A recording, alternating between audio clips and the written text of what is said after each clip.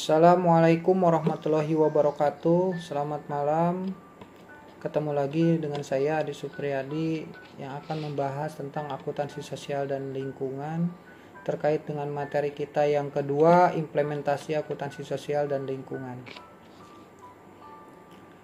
Yang pertama adalah pendahuluan. Akuntansi sosial dan lingkungan telah menjadi perhatian akuntan. Akuntansi ini menjadi penting karena perusahaan perlu menyampaikan informasi mengenai aktivitas sosial dan perlindungan terhadap lingkungan kepada stakeholder perusahaan. Perusahaan tidak hanya menyampaikan informasi mengenai keuangan kepada investor dan kreditor yang telah ada serta calon investor atau kreditor perusahaan, tetapi juga perlu memperhatikan kepentingan sosial di mana perusahaan beroperasi.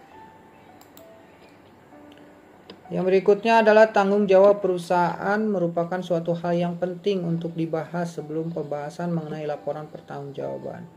Akan tetapi, sebelum membahas tanggung jawab perusahaan, perlu kiranya membahas perusahaan bisnis.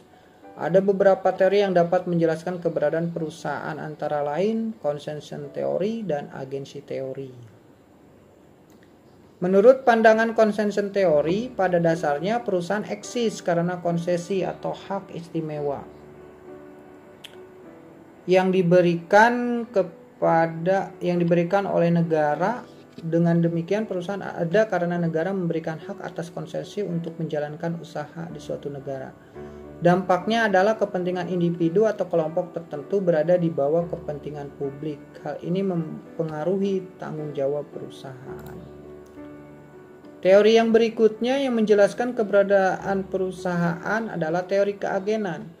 Perusahaan merupakan kumpulan kontrak antara berbagai pihak yang berkepentingan. Dalam hal ini perusahaan tidak dapat dipandang sebagai entitas yang terpisah dengan berbagai pihak yang berkepentingan.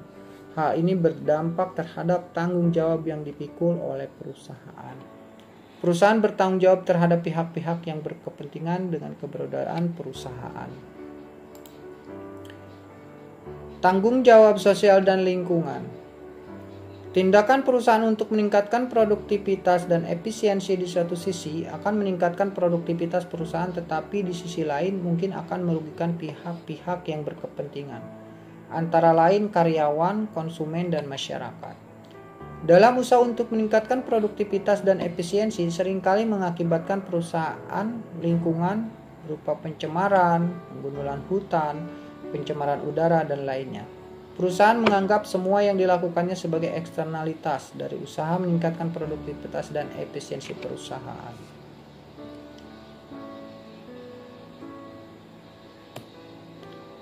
Contoh dampak lingkungan dari operasi perusahaan. Berdasarkan contoh dampak sosial dan lingkungan dari kegiatan operasi perusahaan, maka tanggung jawab perusahaan tidak terbatas pada investor, yaitu memberikan pengembalian dan maksimal kepada investor. Kepentingan publik dan lingkungan juga perlu mendapat perhatian perusahaan sebagai dukungan atas operasi perusahaan.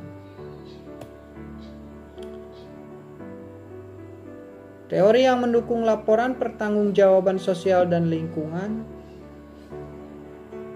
adanya. Pertama, legitimasi teori menjelaskan bahwa organisasi secara kontinu akan beroperasi sesuai dengan batas-batas dan nilai yang diterima oleh masyarakat di sekitar perusahaan dalam usaha untuk mendapatkan legitimasi. Yang berikutnya ada stakeholder teori, mempertimbangkan berbagai kelompok yang terdapat dalam masyarakat dan bagaimana harapan kelompok stakeholder memiliki dampak yang lebih besar terhadap strategi perusahaan. Teori ini berimplikasi terhadap kebijakan manajemen dalam mengelola harapan stakeholder.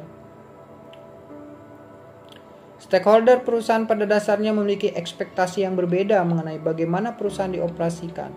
Perusahaan akan berusaha untuk mencapai harapan stakeholder yang berkuasa dengan menyampaikan pengungkapan termasuk pelaporan aktivitas sosial dan lingkungan. Demikian presentasi saya. Kurang lebihnya mohon maaf. Terima kasih. Wassalamualaikum warahmatullahi wabarakatuh.